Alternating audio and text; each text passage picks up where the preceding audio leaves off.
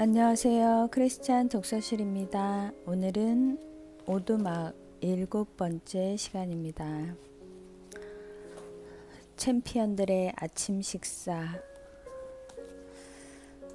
맥이 자기 방에 들어가 보니 자동차에 놔두었던 옷가지가 서랍장 위에 개켜져 있거나 문 없는 벽장에 걸려 있었다.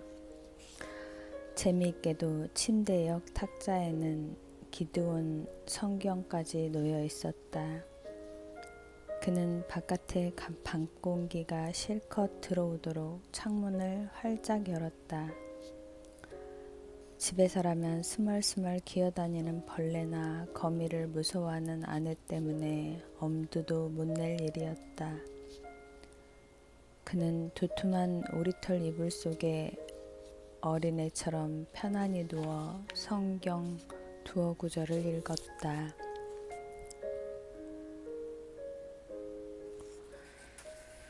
어느샌가 그의 손에서 성경이 떠나고 불이 꺼지더니 누군가가 그의 뺨에 입맞춤했다. 그는 사뿐히 땅 위를 떠서 날아다니는 꿈을 꾸었다. 꿈속에서 날아본 적이 없는 사람이라면 날 수 있다고 믿는 사람들을 제정신이 아니라고 하면서도 남몰래 시기했을지도 모른다. 그는 거대한 슬픔이 찾아온 지난 몇 년 동안 날아다니는 꿈을 꾼 적이 없었다. 하지만 오늘 밤 그는 맑고 서늘하고 편안한 대기와 별이 빛나는 밤 위로 높이 날아올랐다. 호수와 강 위로 솟아올랐고 대양의 연안과 산호초로 둘러싸인 작은 섬을 가로지르며 날았다. 좀 이상한 이야기이긴 해도 그는 꿈속에서 날아다니는 법을 배웠다. 날개도 항공기의 도움도 없이 혼자 힘으로 땅 위로 올라가는 법을 배운 것이다. 처음 날았을 때는 두려움 때문에 좀 더 정확히는 떨어질까 두려워서 몇 센티미터밖에 날지 못했다. 50cm, 1m 위로 올라가다가 더 높이 날게 되자 자신감이 붙었고 땅에 부딪혀도 전혀 아프지 않고 살짝 튕기는 정도라는 것도 알게 됐다. 얼마 후에는 구름 속으로 올라갔고 광대한 거리를 날아서 부드럽게 착지하는 법까지 배웠다. 그는 자신의 의지대로 울퉁불퉁한 산을 지나고 수정처럼 새하얀 바닷가 위로 올라가면서 그동안 잊고 있었던 꿈속 비행의 경이로움에 흠뻑 빠졌다. 바로 그때 무언가가 그의 발목을 잡고 하늘 밖으로 끌어냈다. 그는 순식간에 높은 곳에서부터 깊이 파인 흙투성이 도로를 향해 얼굴부터 내동댕이 쳐졌다. 천둥 소리에 땅이 울리고 급작스러운 비가 그를 속속들이 적셨다. 아빠 하며 소리 없는 비명을 지르다가 몸을 돌려 어둠 속으로 달려가는 딸아이의 얼굴과 빨간 드레스가 번개에 번쩍 비쳤다가 곧 사라졌다.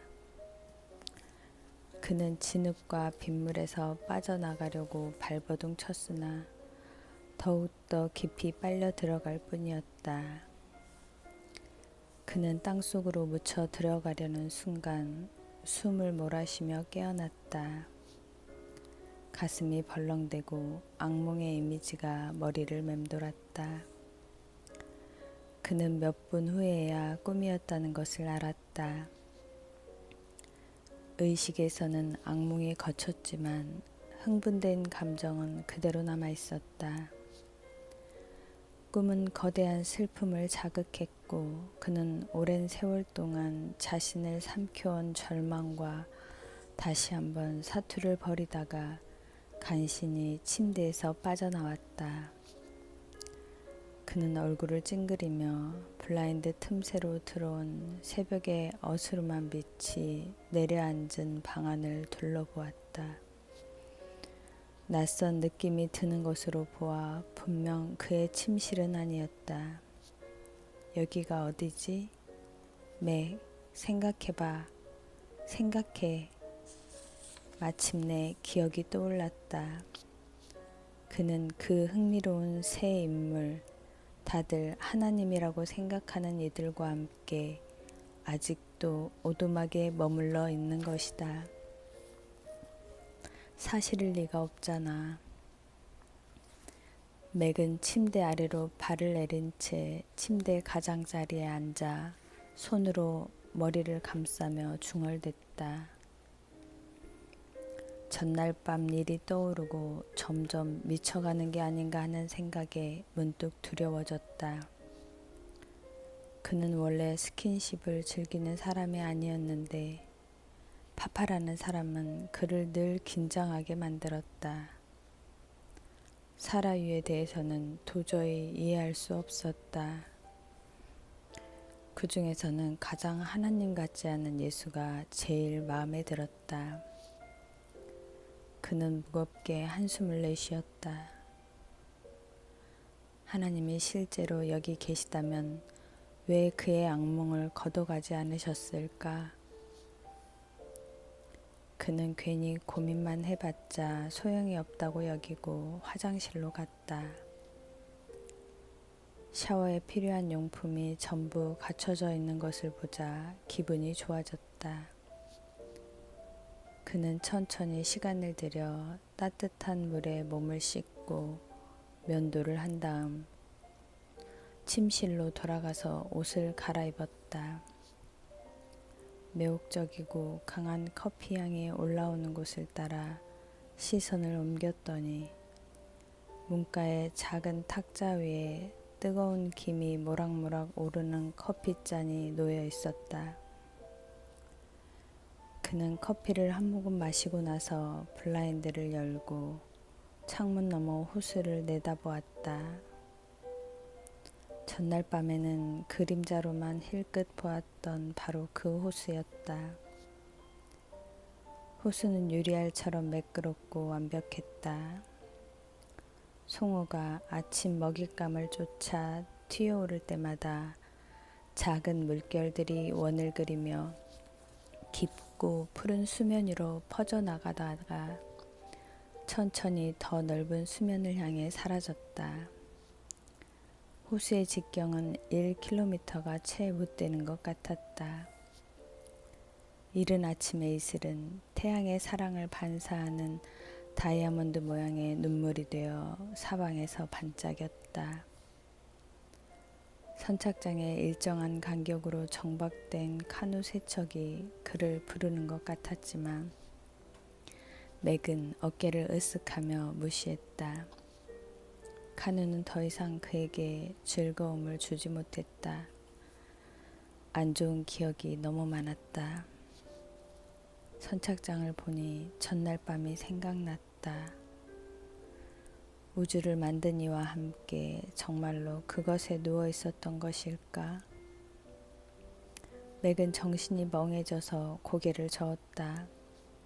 도대체 여기에서 무슨 일이 벌어지고 있는 거지? 그들은 누구이며 자신에게서 무엇을 원하는 것일까? 무엇을 원하건 내줄 건 하나도 없는데 계란과 베이컨의 다른 냄새까지 섞여 들어와 그의 생각을 방해했다. 이제는 방에서 나가봐야 할 것 같았다.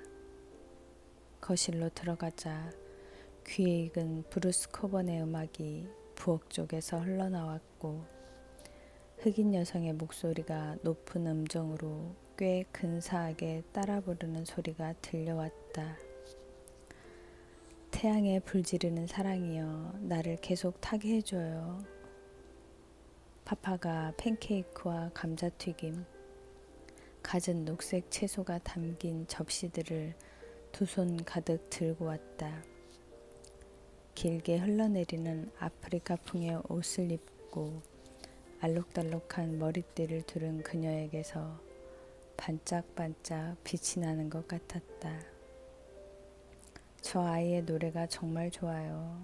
내가 특히 브루스를 좋아하는 건 당신도 알죠?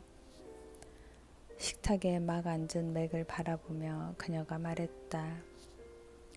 그는 고개를 끄덕였고 불현듯 식욕이 일어나는 것을 느꼈다. 당신도 그 사람을 좋아한다는 거 알아요.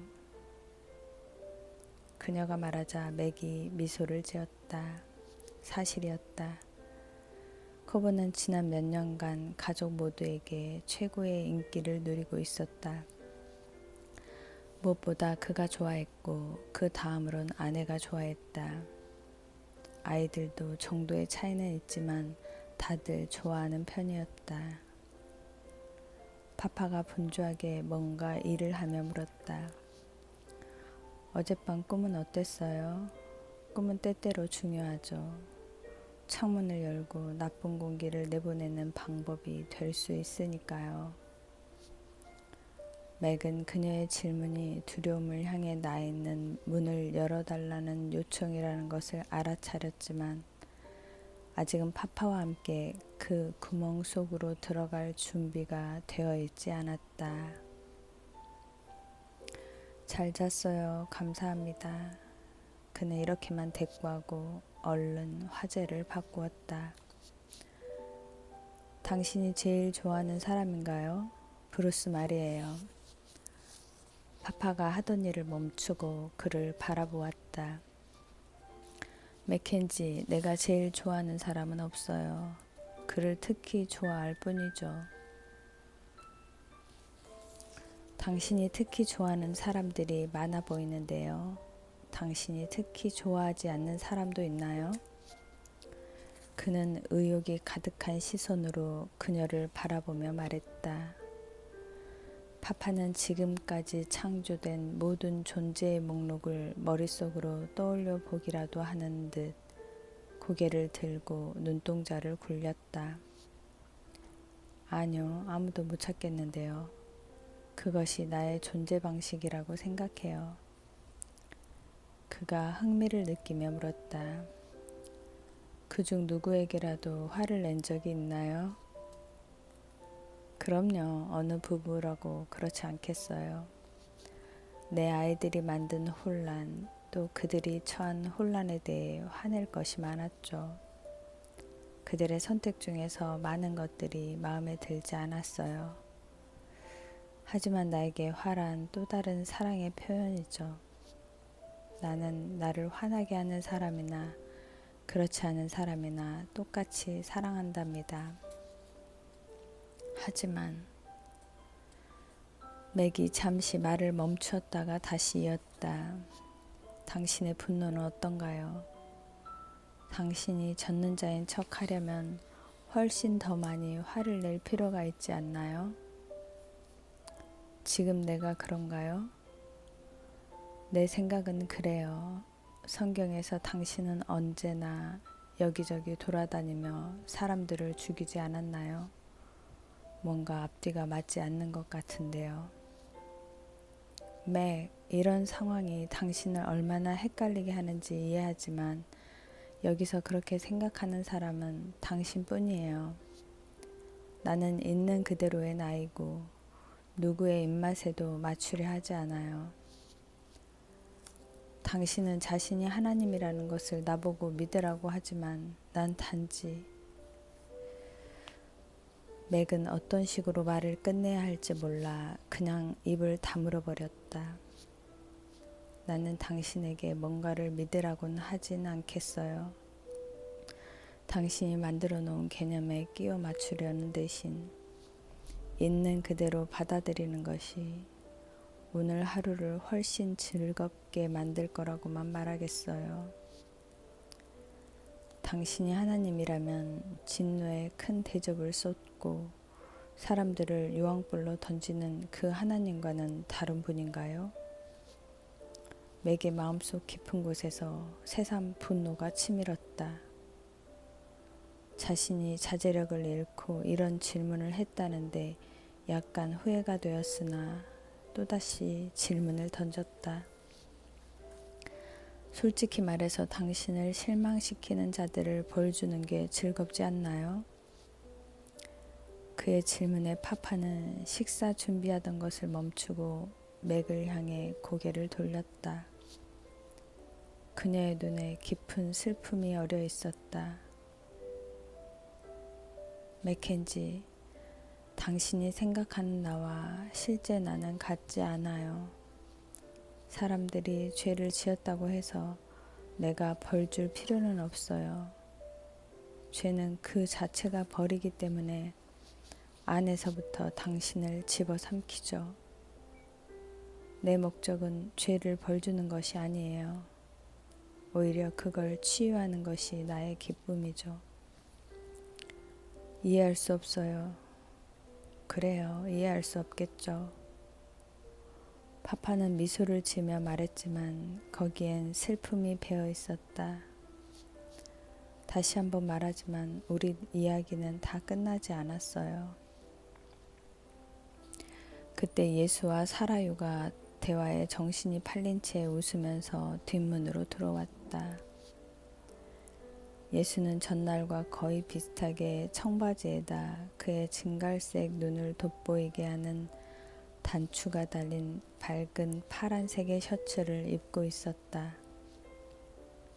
사라유가 입은 레이스가 많고 섬세한 옷은 작은 산들바람이나 말 한마디에도 살랑살랑 흔들렸다. 그녀가 움직일 때마다 무지개 무늬가 아롱거리며 모양을 바꾸었다. 그녀가 과연 완전히 움직임을 멈출 때가 있을까? 아마 그런 일은 없을 것이다. 파파가 몸을 기대더니 맥과 눈높이를 맞추며 말했다.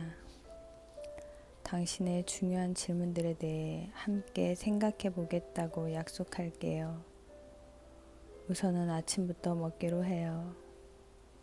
맥이 고개를 끄덕였다. 다시 먹을 것에 관심이 쏠린다는 게 약간 당황스러웠으나 어쨌든 무척 배가 고팠고 먹을 것이 많았다. 아침 잘 먹겠습니다. 예수와 사라유가 의자에 앉을 때 맥이 파파에게 말했다. 그래요. 고개를 숙이지도 않고 눈을 감지도 않을 건가요? 파파가 놀라는 척하며 말했다. 그녀는 부엌으로 걸어가면서 중얼댔다. 쯔쯔, 세상이 어떻게 돌아가는지 어쨌든 고마워요.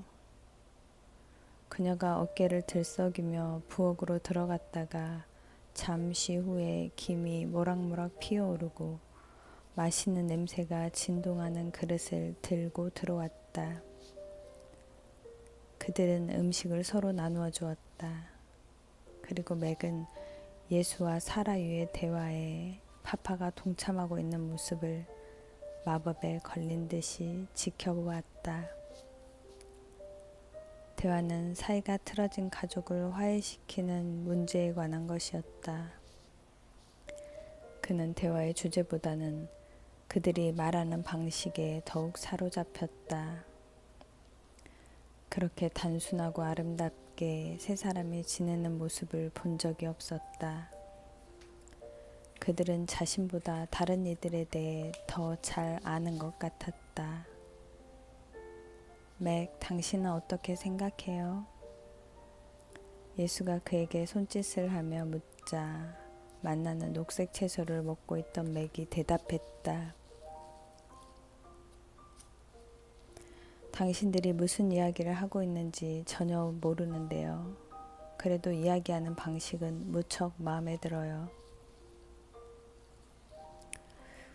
파파가 부엌에서 또 다른 요리를 갖고 오면서 말했다. 이 녹색 채소를 조심해요. 젊은 양반. 조심하지 않았다가는 설사할지도 몰라요. 알겠습니다. 기억할게요. 맥이 그녀의 손에 들린 접시에 팔을 뻗으며 대답했다. 그리고는 예수에게 몸을 돌리며 덧붙였다. 당신들이 서로를 대하는 방법이 마음에 들어요.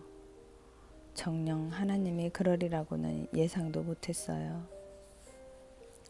무슨 뜻인가요? 나는 당신이 하나이자 전부이며 셋이라고 알고 있어요. 그런데 당신들은 서로 너무나 상냥하게 대하죠. 당신 중 하나가 다른 둘보다 지위가 더 높지 않나요? 셋은 그런 질문은 생각도 못 해봤다는 듯이 서로를 바라보았다. 맥이 서둘러 말을 이었다.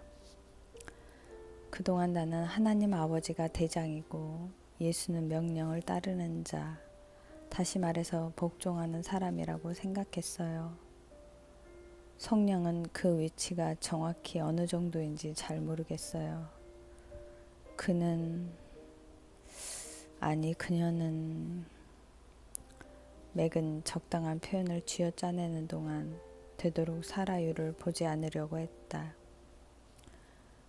어쨌거나 영은 언제나 일종의 그러니까 자유로운 영이라고요? 파파가 적당한 표현을 제시했다. 맞아요. 자유로운 영이긴 한데 여전히 아버지의 지시를 받고 있는 거죠. 제 말이 이해되셨나요? 예수는 파파를 바라보았다. 매우 진지한 이 외부인을 어떻게 받아들여야 할지 고심하는 눈치였다. 파파는 이해할 수 있어요? 솔직히 말해서 이 사람이 무슨 말을 하는지 전혀 모르겠는데요. 파파도 힘들게 집중하는 것처럼 얼굴을 찡그렸다. 아니, 나도 이해해 보려고 했는데 이 사람의 말은 혼란스럽기만 해. 맥이 약간 좌절해서 말했다. 내가 무슨 말을 하고 있는지 당신들은 알고 있어요. 그러니까 누가 책임자냐는 문제죠. 당신들에겐 명령계통의 사슬 같은 것이 없나요? 명령계통의 사슬이라고요? 소름 끼치는데요. 예수의 말에 예수와 파파가 함께 웃었다. 적어도 우린 서로를 함께 묶어두기는 해요. 파파는 이렇게 덧붙였다가 맥을 바라보며 노래를 불렀다. 사슬은 아무리 황금일제라도 사슬이죠. 그때 사라유가 손을 뻗어 맥을 진정시키고 위로해 주었다. 이 둘에 대해서는 신경 쓰지 말아요. 당신을 놀리고 있으니까요. 이 문제는 우리에게도 흥미로운 주제죠. 맥이 고개를 끄덕였다. 또다시 침착성을 잃었다는 데 대한 후회와 안도감이 교차했다. 맥켄지, 우리는 우리 가운데 누가 최종 권위자냐는 개념은 없고 통일성만 갖고 있어요. 우리는 관계의 원이지 명령 계통이나 당신 조상들이 말하던 존재의 대사슬 같은 게 아니랍니다. 여기에서 당신은 어떤 힘도 겹치지 않은 관계를 보고 있어요. 우리는 언제나 최선을 추구하기 때문에 다른 이들에게 군림할 필요가 없어요. 그러니 우리 사이에 서열이란 아무런 의미도 없죠. 사실 이건 당신들의 문제지 우리 문제가 아니에요. 정말인가요? 어떻게? 인간들은 너무나 헤매고 상처도 많이 받았기 때문에 책임자 없이 함께 일하거나 산다는 것을 거의 이해하지 못하죠. 정치나 사업, 심지어 결혼 등 생각나는 인간의 모든 제도가 계급에 의해 지배되고 있어요. 우리 사회는 바로 이런 그물망으로 짜여져 있는걸요. 맥이 단언했다. 파파가 빈 접시를 집어서 그런 식으로 낭비를 하고 있다니 라고 중얼대며 부엌으로 갔다. 예수가 덧붙였다. 그래서 당신들이 진정한 관계를 경험하기가 힘든 거죠. 일단 서열이 정해지면 법과 규칙을 지켜야 하고 결국에는 일종의 명령계통의 사슬이나 질서 체계가 필요해지기 때문에 관계가 증진되기보다 파괴되는 거예요. 당신은 권력과 분리된 관계를 경험하거나 보지 못해요. 위계질서 때문에 법과 규칙이 강요되면 마침내 당신은 우리가 당신을 위해 계획했던 경이로운 관계를 잃고 말 거예요. 맥이 의자에 등을 기대며 냉소적으로 말했다. 우리가 꽤 적응을 잘한 것 같은데요. 사라유가 얼른 그의 말을 받아쳤다. 의도적으로 적응한 것과 현실에 유혹당한 것을 혼동하지 말아요. 거기 녹색 채소 좀 주시겠어요? 그러니까 우리가 권위에 몰두하도록 유혹당했다는 건가요? 어떤 의미에서는 그렇죠. 파파는 녹색 채소가 담긴 접시를 내밀면서도 맥이 접시를 2번이나 끌어당긴 후에야 아무래도 당신이 걱정돼요 라고 말하며 접시를 넘겨주었다. 사라유가 말을 이었다. 당신들이 관계를 버리고 독립을 택하면서 서로 위험한 존재가 되었죠. 다른 사람들은 당신의 행복을 위해 조종하거나 복종시켜야 할 존재가 되는 거예요. 당신들이 생각하는 권위란 강한 자들이 다른 사람들을 자신이 원하는 대로 조종하기 위한 변명에 불과하죠. 사람들이 끝없이 싸우고 다치는 것을 막는데 권위가 도움이 될 때도 있지 않나요? 그럴 때도 있지만 이기적인 세계에서 권위는 막대한 해를 끼치는데도 사용되죠. 당신은 악을 억제하려고 권위를 사용하지 않나요? 우리는 당신의 선택을 면밀히 존중해요. 그래서 우리는 당신을 자유롭게 해주려 하면서도 당신의 체제 안에서 작용하죠. 세상은 우리가 바랐던 것과 영 딴판으로 치달아왔어요. 당신의 세계에서 개개인의 가치는 체계의 생존에 따라 가늠되었죠. 정치, 경제, 사회, 종교 할 것 없이 체계의 이익과 유지를 위한다면서 처음에는 한 사람이, 다음에는 몇 사람이, 마지막에는 많은 사람들이 쉽게 희생되었죠. 이러한 가치는 형태를 달리해서 모든 권력 투쟁과 편견, 전쟁, 그리고 관계 속에 내재되어 있어요. 권력과 독립성의 의지가 만연하게 되면서 이제는 일반적인 개념으로 여겨지게 되었어요. 안 그런가요? 파파가 음식을 더 갖고 돌아오며 덧붙였다. 그것이 바로 인간의 패러다임이죠. 물고기에게 물과 같은 것이고요. 너무 널리 퍼진 나머지 알아차리는 사람도 의문을 품는 사람도 없어요. 당신은 그 존재에 대해 전혀 모르는 채 무력하게 잡혀 있어요. 악마의 계획이고 매트릭스죠. 예수가 말을 이어갔다. 창조의 최고 영광으로서 당신은 우리 형상대로 만들어졌고 어떤 체계에도 구애받지 않으면서 나나 다른 사람들과의 관계에서 자유로이 존재할 수 있어요. 당신들이 진정 서로에게 관심 갖는 법을 배웠다면 위계질서가 필요하지 않겠죠. 맥은 그 함축된 의미에 휘청거릴 것 같아 의자에 등을 기댔다. 다시 말해서 우리 인간들 스스로를 보호할 때마다 당신들은 우리가 아니라 매트릭스에 항복하는 거죠. 예수가 그의 말을 대신 끝내주었다. 사라유가 대화에 끼어들었다. 이제 우리는 완전히 한 바퀴를 돌아서 내가 처음 했던 말로 돌아왔어요.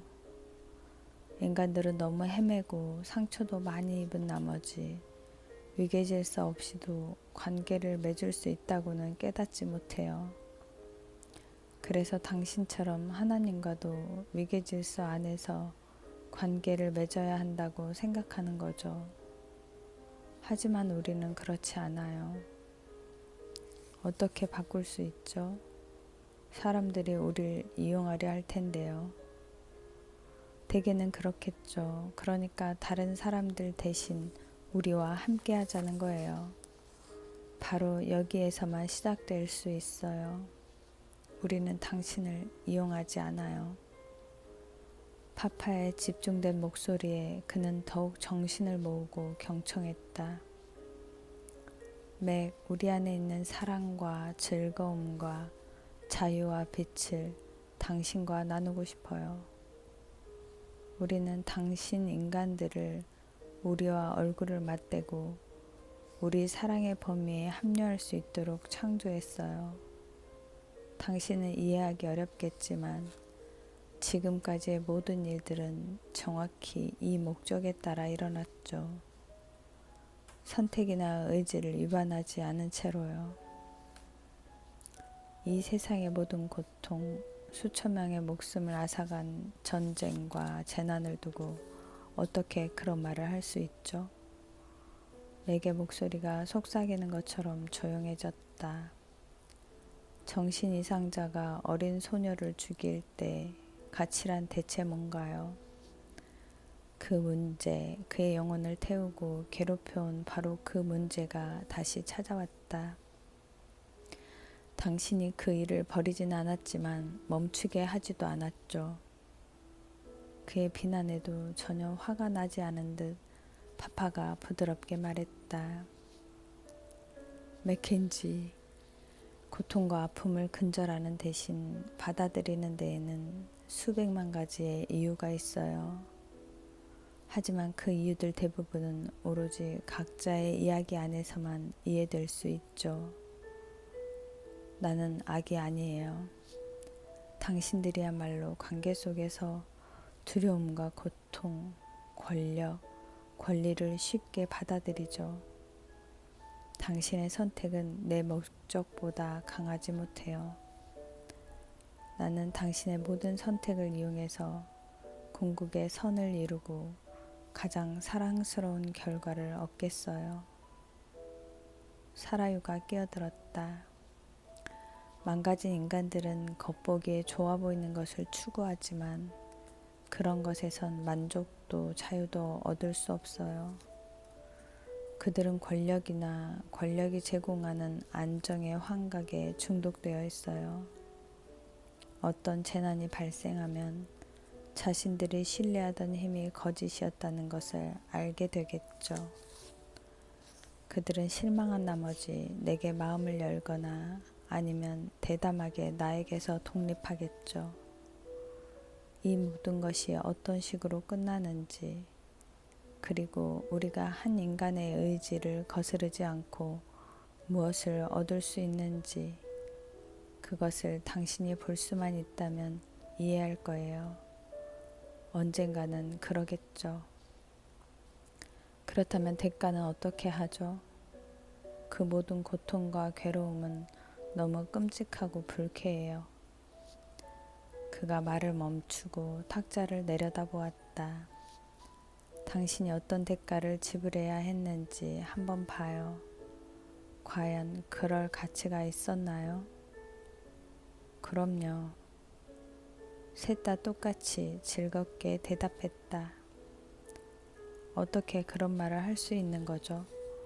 결과가 수단을 정당화해도 좋고 원하는 것을 얻으려면 수십억 인구의 목숨을 앗아가더라도 상관없다는 것처럼 들리는데요.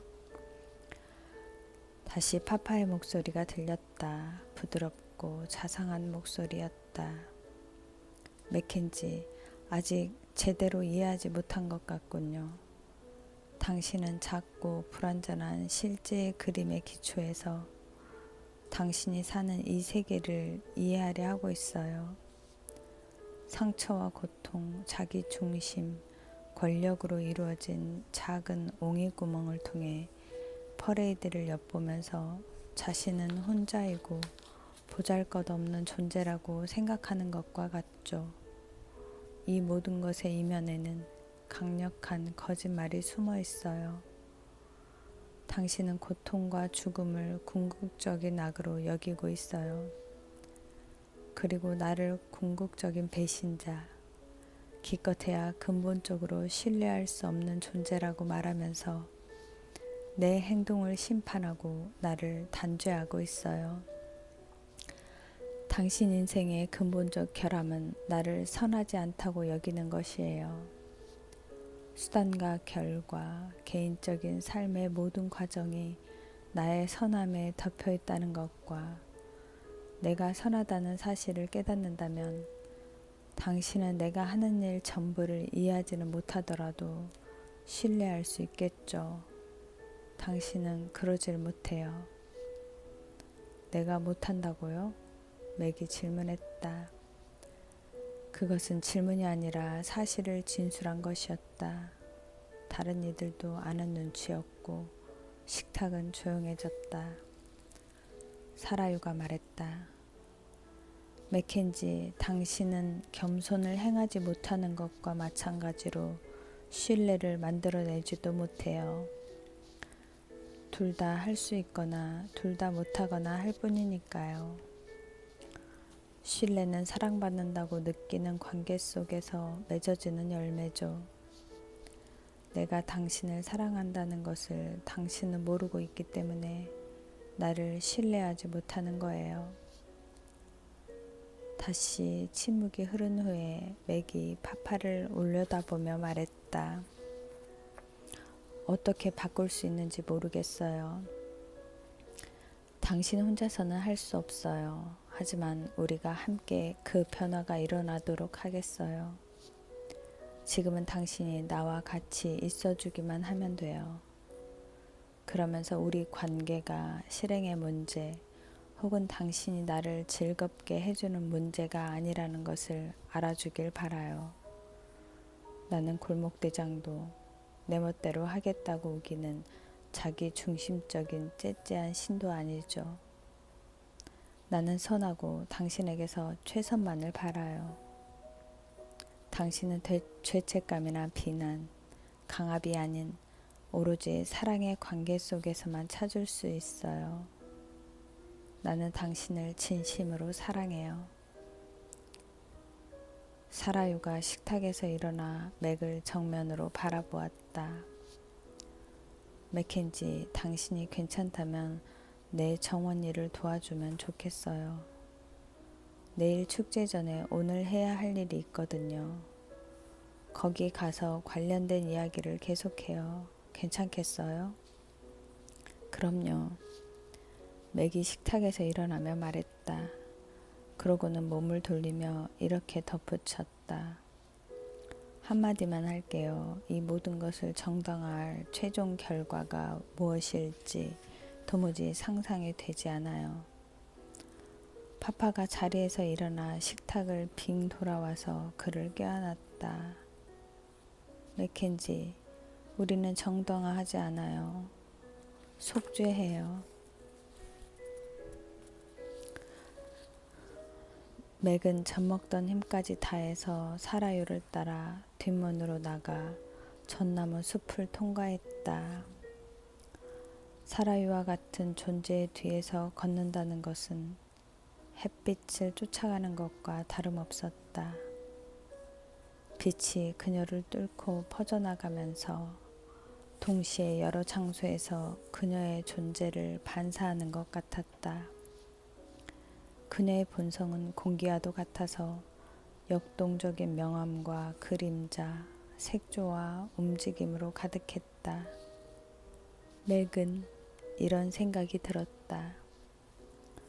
그녀와 연관되는 것에 대해 많은 사람들이 겁을 먹는 것도 놀라운 일이 아니야.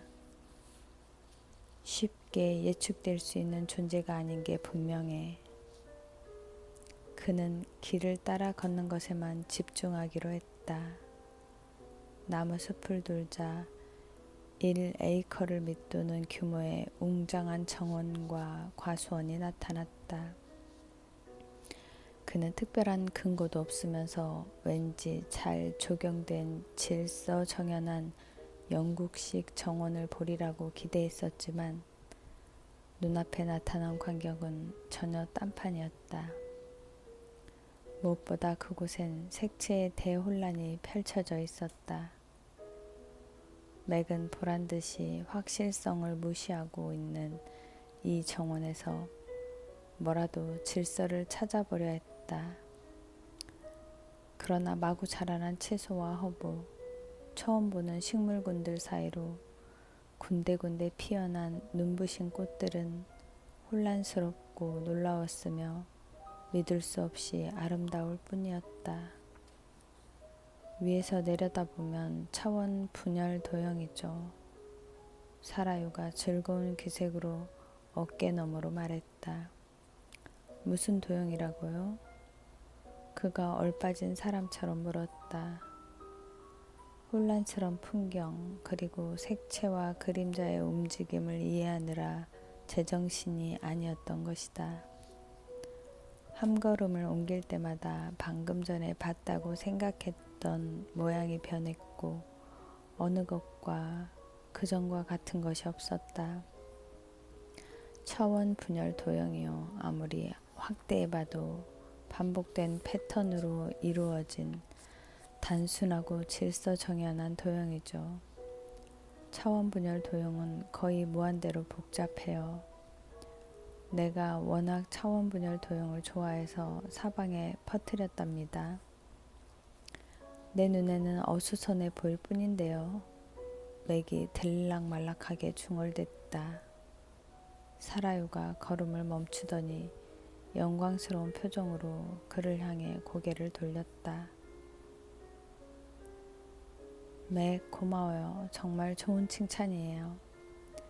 그녀는 다시 한번 정원을 둘러보더니 맥을 향해 환하게 웃으며 말했다. 정말 그래요. 어수선하죠. 그렇지만 차원 분열 도형이기도 하죠.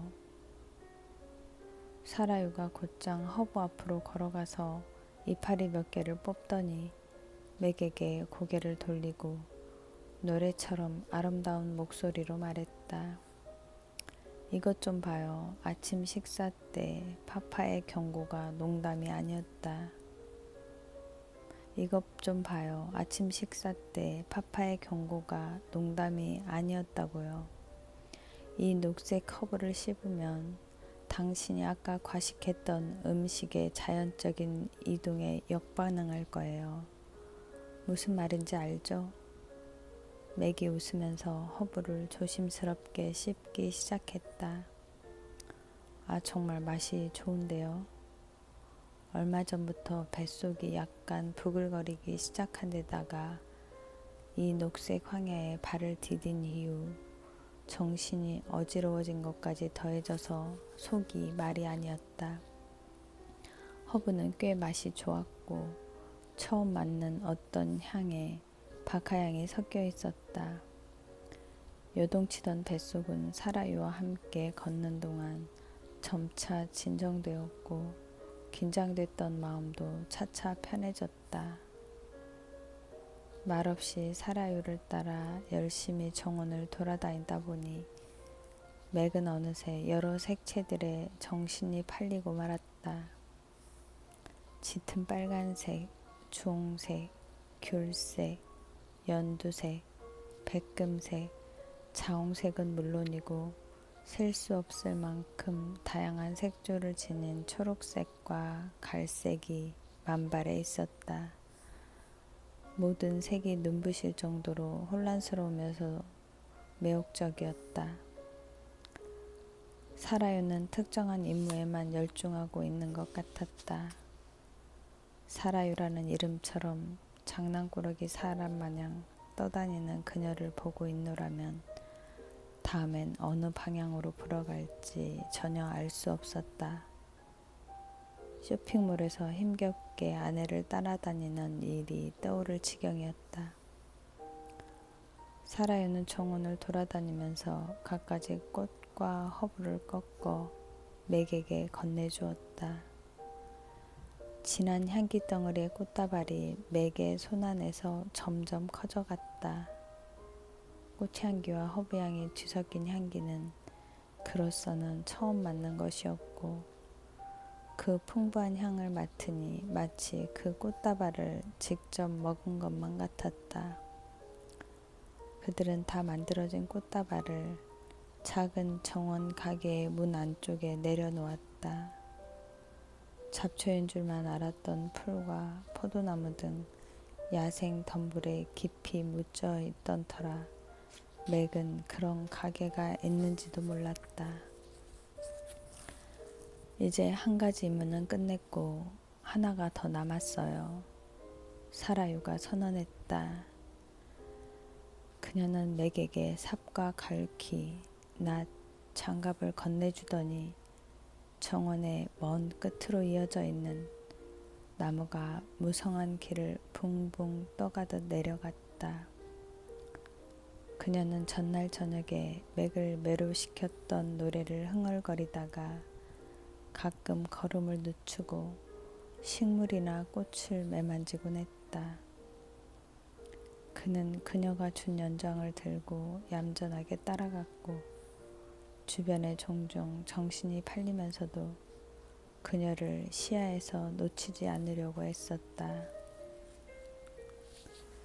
맥은 잠시 정신을 놓았다가 그녀가 갑자기 걸음을 멈추는 것도 알아채지 못하고 그만 부딪힐 뻔했다.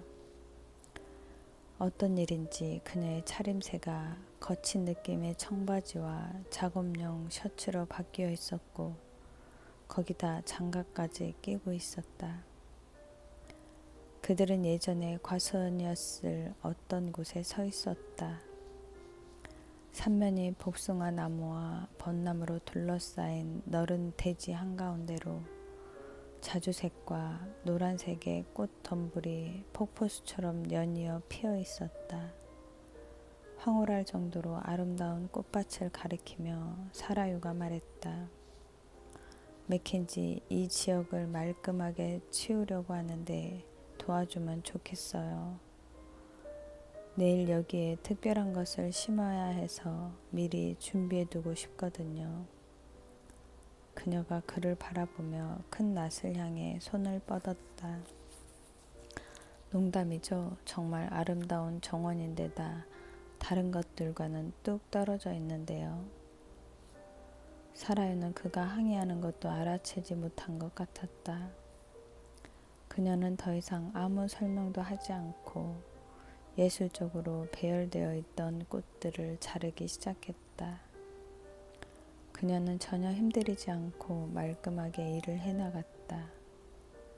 맥은 어깨를 으쓱하며 장갑을 낀 후에 그녀가 잘라낸 더미를 갈퀴로 긁기 시작했다. 그녀의 뒤를 따라가는 것은 힘겨운 일이었다. 그녀에게는 가벼운 움직임도 그에게는 고역이었다. 20분 후에 식물들은 모두 뿌리에서 잘려나갔고 그 구역은 폐허처럼 변모했다. 그는 한 구석에 쌓아둔 나뭇가지에 팔목을 긁히기도 했고 땀 범벅이 된 채 숨을 헐떡였지만 어쨌든 일을 끝내서 기뻤다. 사라유가 주위를 돌아보며 지금까지 한 일을 살펴보았다. 기분이 상쾌하지 않나요? 그녀가 물었다. 지금까지 저는 더 나은 방식으로 기분이 상쾌해졌어요. 맥이 빈정거렸다. 아, 맥켄지, 당신이 알 수 있으면 좋겠어요. 일 자체가 아니라 일을 하는 목적이 그 일을 특별하게 만드는 거죠. 또 그녀가 미소를 지으며 말을 맺었다. 난 오로지 이런 종류의 일만 해요. 맥은 갈퀴에 몸을 기대고 정원을 둘러보다가 채찍에 맞은 것처럼 붉게 긁힌 자국이 팔뚝에 나 있는 것을 발견했다. 사라유, 당신이 창조주라는 것을 알고 있어요. 그렇다면 독이 있는 식물이나 찌르는 쐐기풀, 모기도 당신이 만들었나요? 마치 산들바람과 나란히 나부끼는 것 같아 보이는 사라유가 대답했다. 맥켄지, 창조된 존재는 이미 존재하는 것만을 이용해서 다른 것을 만들어내죠. 그러니까 당신 말은 당신이 실제로 존재하는 모든 것을 창조했고 거기에는 당신이 나쁘다고 생각하는 것도 포함되어 있어요. 그가 시작한 말을 사라유가 끝맺어 주었다. 하지만 내가 창조했을 때 그것은 전적으로 선했어요. 내가 존재하는 방식이 그러하니까요. 그녀는 물결처럼 움직이다가 고개 숙여 인사하는 것 같더니 다시 일하기 시작했다. 맥은 그녀의 대답에 만족하지 못하고 다른 질문을 던졌다. 선한 것이 악해진 경우가 왜 그렇게 많은 거죠? 사라유가 잠시 뜸을 들이다가 대답했다. 인간은 자신들 스스로 보기에도 작은 존재예요. 당신은 이 세상에서 자신의 위치가 어디인지 전혀 모르고 있어요. 황폐한 독립성의 길을 선택하고 난 이후로는 당신이 이 모든 창조물들을 함께 끌고 간다는 것도 이해하지 못하게 되었어요. 그녀가 머리를 흔들자 바람이 근처 나무들 사이를 지나치며 한숨을 내쉬었다. 매우 슬픈 일이죠. 하지만 이런 방식이 영원히 이어지진 않을 거예요. 그들은 잠시 아무 말도 하지 않았다. 맥은 그 자리에 서서 주위의 여러 식물들을 둘러보았다. 이 정원에도 독을 품은 식물이 있나요? 그럼요, 내가 가장 좋아하는 것 중에 하나인데요.